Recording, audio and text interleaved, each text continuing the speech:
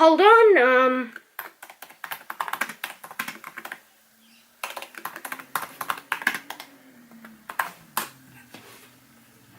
It's National Sovereignty Day in Argentina. Happy National Sovereignty Day. Look, it's late November, or at least it's not late November when I'm filming this. And me in literally every single shopping mall in the world is celebrating Christmas. So I thought I'd do a Christmas review. But before we get to our film, I think I should give a bit of backstory on it first. In 1964, a show premiered on ABC titled The Munsters, which was very popular and went off air in 1966. The same year, Munster Go Home, a Technicolor TV movie, the show was in black and white, was released onto television. After that, there was a large period of just break. Basically, the Munsters didn't do anything. The best we had was the mini Munsters in 71, but after that, there was nothing until 1982, when 3 of the 5 people in the original cast returned for the Munsters Revenge, which was a big hit. And so in 1988, they remade the Munsters, with the Munsters today, with none of the original cast, unfortunately.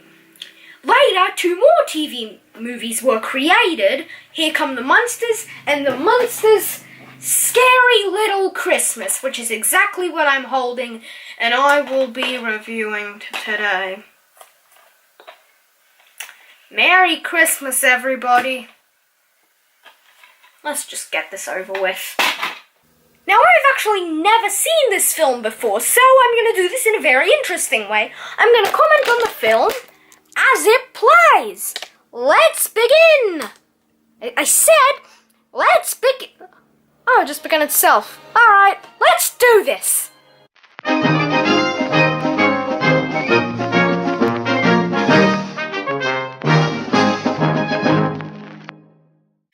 the movie began, I felt pretty confident. I thought it could be a decent movie because, quite frankly, it was written by John Landis. Yes, John Landis. That gave me a lot of hope. The John Landis is part of this movie? That is astonishing. But then I saw the cast. Bug Hall. Who in their right mind would name their child Bug? Bug! Well, soon enough we're introduced to the new Herman. Now, I know nobody will be able to match the charm of Fred Gwynn, but I have hope. I really think that whoever playing Herman here can do a good job if he knows Munster lore. And he starts dancing. This is not a joke. Afterwards, Herman goes to help Grandpa Marilyn do some Christmas decorations and helps Grandpa hang the mistletoes. Literally, a mistletoe. It's soon revealed that the Munsters have moved from Transylvania to America, and it turns out Eddie's being bullied by some bigger kids in his school. And somehow Herman, Lily, Grandpa, and Marilyn are not aware of this whatsoever. Anyway, when Eddie gets home, the next day, of course, this is late afternoon, he immediately goes to bed, and Herman and Lily certainly know something's up, but they don't exactly know what that something could be. So they ask him, but he just answers with, he feels homesick in a way. He misses Transylvania. And so the Munsters have a plan to have a fun Transylvanian Christmas in California, if that's even possible. Each of the Munsters have different plans. Herman wants to get a big dungeon set as a present. Grandpa thinks snow would work perfectly fine. Lily wants to enter a decorating contest. They all have different ideas and they all try to solve them.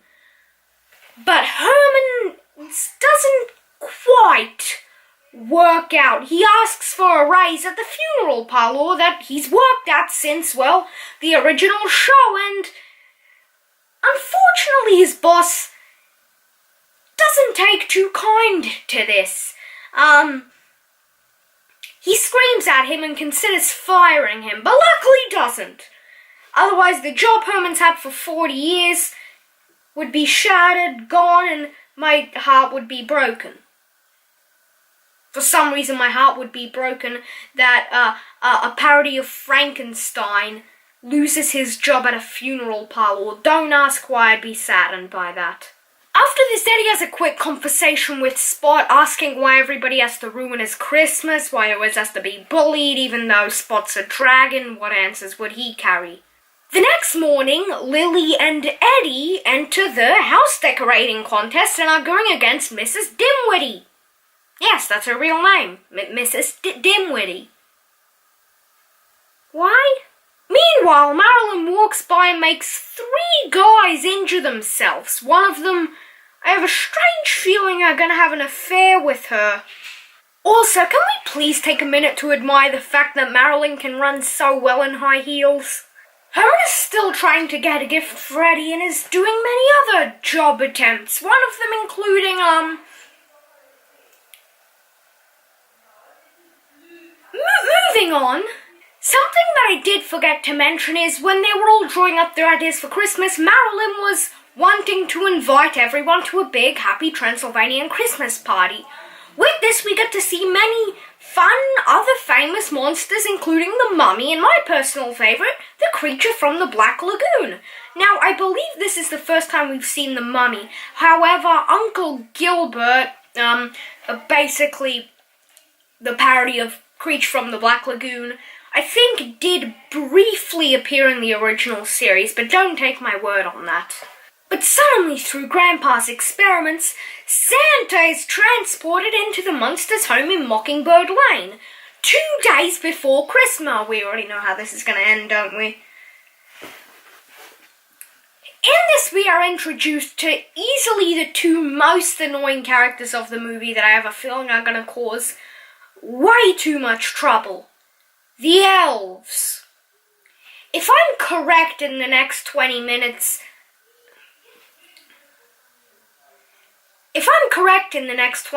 then this movie is the most predictable thing in the world.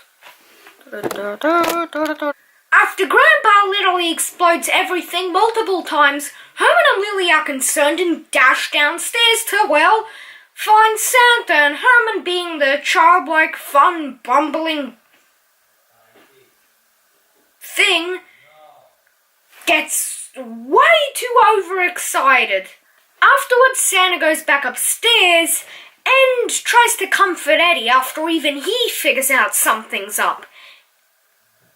Something. May I mention that they still do not know what that something is.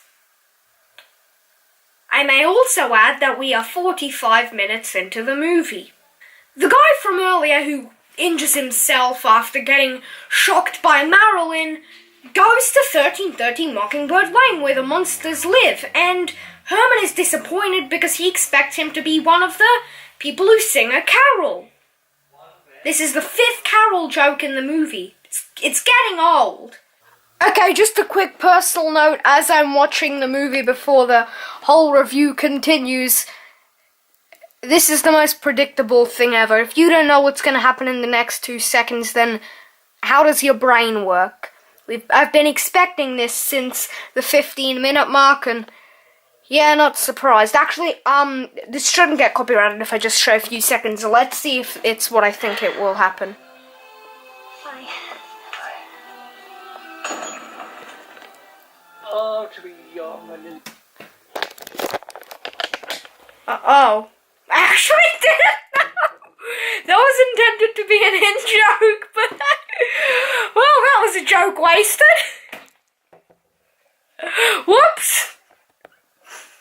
Grandpa figures out the secret to having Santa return to the North Pole. But unfortunately, before he can use it, the elves turn Santa into a fruit cake. The elves then go on a fun trip and mess around, while the Munsters think, oh, a fruitcake! This is a perfect gift for Mrs. Dimwitty. Once again, that's her actual name. And so they give it to her, not realizing that that was Santa, the exact same thing they were looking for at the same time. Long story short, the second she cuts into the cake, it screams in probably the most horrific scene of any Munsters property. Or really, any movie, for that matter. Mrs. Dimwitty immediately returns the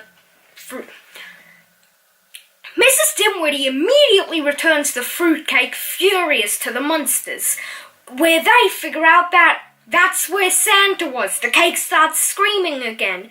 And so now they try to turn him back. But the only way to do that is with a potion or experiment inside Grandpa's lab. One problem. When Grandpa and the Munster family go down to the lab, it's destroyed. Entirely. Well, you see, okay, long story short, Grandpa goes into a depression and refuses to get out of a coffin. The Munsters are hard at work, not only trying to figure out who trashed Grandpa's lab, long story short, I'm pretty sure it's the elves, but also if they can turn Santa back. In the lab, they find a sign to Hog Heaven, which I forgot to mention is where Marilyn's boyfriend is playing. So they go there thinking that the elves might actually be there, or whoever did this would be there. I know it's the elves, okay? It's too obvious. Well, anyway, they go there, find the elves, and teach them a lesson. Actually, no, that wasn't the right term. Teach them a lesson wasn't the right thing. They grab them by the shirt collar, throw them across the room almost, thankfully they were stopped, and storm out afterwards when the elves refuse to help. But thankfully, Lily is able to stop the fruitcake madness and bring Santa back.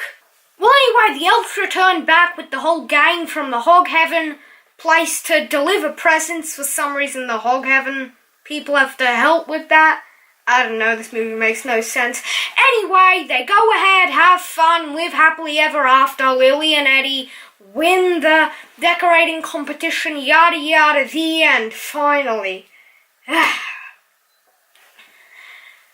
was Munster's Scary Little Christmas. I wouldn't say this film is terrible. If you're a Munsters fan or you're with your friends and you just want to watch a cheesy mid-90s Christmas movie, then I recommend this movie by all means. Go ahead. But if you're someone who's looking for true art and want to see a masterpiece, then by all means stay as far away as possible from this film. Well, that was my review of Munster's Scary Little Christmas. I hope you enjoyed, and I will see you in the next video. Toodaloos!